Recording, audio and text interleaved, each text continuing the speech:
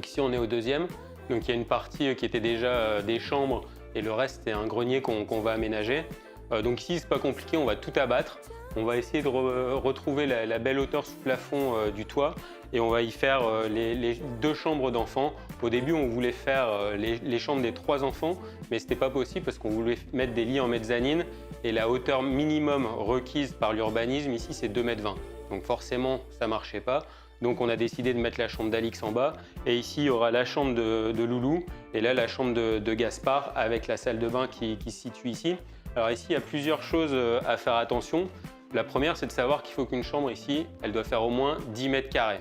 La deuxième c'est qu'on va mettre des grands Velux et en fait ces Velux doivent représenter 1/8 de la surface au sol. Donc ça aussi c'est quelque chose qu'il faut faire attention. Et ici, on voit aussi qu'il y a une pente pour les chambres ici à Bétambourg. Il faut qu'il y ait au moins 50% de la surface au sol qui soit avec une hauteur supérieure à 2,55 m.